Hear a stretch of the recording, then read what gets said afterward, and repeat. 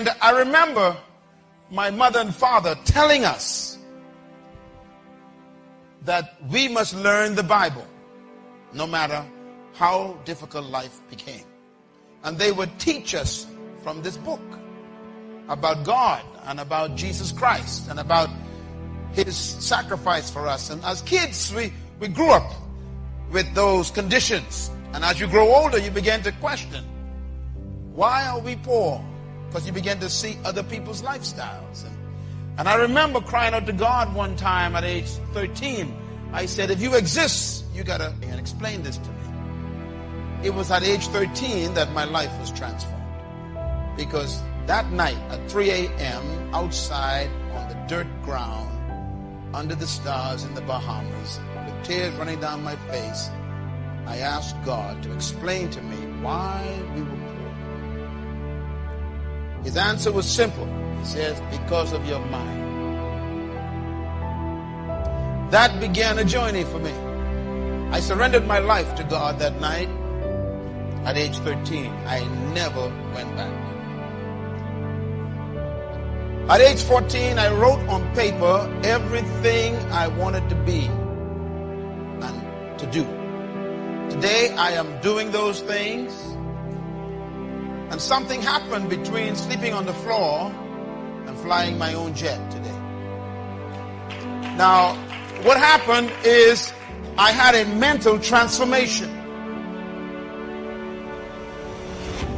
Nothing changes until your mind changes. You can change your clothes and still have the whole mind. You can change your location and still have the old mind. You can change your house and still have the old mind. Nothing changes until your mind changes. And during that journey as a young man, I began to read the Bible at age 14. Ladies and gentlemen, I'm serious about this. I read this book at age 14. I read through the entire book, and I didn't understand nothing. Because the Bible is a very complicated book, and also I read it in the King James Version, which is even worse. But I read it because I wanted to know what God said to man. When I was 15 years old, I read the Bible again, completely through. And I began to understand it. By age 16, I began to memorize big chunks of this book. And my school lessons went from F to A. I became an A student because of this book. I graduated top of my school in high school because of this book. It taught me that nothing was impossible. So my whole life was changed because I fed myself new information from that book, which changed my concept of me. And I discovered things like this. The greatest tragedy in life is not death. Some people think that when someone dies, that's the worst thing that can happen to you.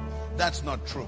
I discovered that the greatest tragedy in life is not death, but it's life without a purpose. It is more tragic to be alive and not know why than to be dead and not know life. Because when you are alive, you got to explain what you're doing with your hours, with your minutes, with your energy, with your talents, with your time. You got to explain, why am I here and what did I do last week with my life? Most people are living as an experiment. Is your life as short as the next bill you pay? Is there a sense of destiny in your life? God sent me here to talk to you, to let you know that you are not just here as a passing fantasy. You came to this planet because something that you need to do is still undone. You were created to live life with meaning and purpose. You are not a mistake. As a matter of fact, until you discover your personal reason for living, you will never be fulfilled. You were born, sir, to do something important in this world. That's why I am convinced that all of us were created for a purpose, equipped with potential, and designed for a destiny. I am convinced that you are loaded with stuff that we haven't seen yet, and is trapped under your fear of people.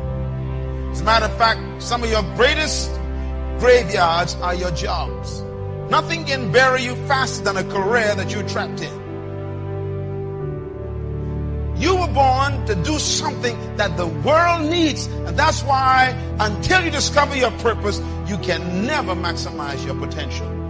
Your purpose, madam, is the most important thing for you to discover. Because when you find your purpose, you automatically find your potential. And when you find your purpose and potential, you become unstoppable. No human opinion can touch you when you discover your purpose in life. As we drove here from the airport to the town this afternoon, I saw something that always stirs me. And it makes me ask a question I asked when I was 17 years old. I asked this question: what is the wealthiest spot on planet Earth? Where is the greatest wealth on earth? And someone says, well, maybe it is the gold mines of South America, or it's the diamond mines of South Africa, or the oil fields of Iran, Iraq, and Kuwait, or maybe it is the silver mines of Peru, or maybe it's the oceans of the Caribbean with all that seafood. What is the wealthiest spot on earth? I found it. The wealthiest spot on earth is right here in Marion. I saw it today. The wealthiest spot on earth looks just like this. It's the cemetery. Why is the cemetery the wealthiest spot on earth? Do you know why? Because buried in the cemetery are books that were never written. In the graveyard, we've got paintings that were never painted.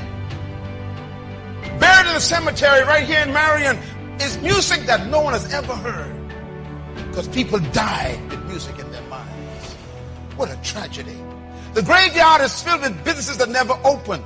Some of you had a business idea for the last 20 years and you are still employed, because you wouldn't step out and believe God with that idea. And the cemetery is going to take that business from us. The graveyard is filled with ideas that never became reality. The graveyard is filled with visions that died as nightmares and dreams. We got plans that were never executed. The graveyard is filled with awesome, powerful treasure no one has ever used. As a matter of fact, that is why I came here. Because I had to come. I came here because of the cemetery. I came here because I knew sitting in your chair right now tonight would be a person who is the candidate to add to the wealth of the cemetery. You are about to make the cemetery even more wealthy. Why? Because trapped in you is a book that you're procrastinating on. Inside of you is an idea that you still refuse to pursue. Inside of you is music that you never wrote, poetry you never wrote. How come the cemetery is going to take from us again? I have come to make sure the cemetery doesn't get anything from you.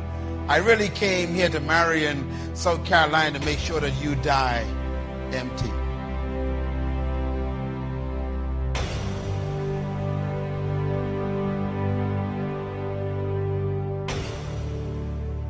Thank you for watching our entire video today. If you feel you can bless someone, please join us and spread the gospel by sharing this video on your social media.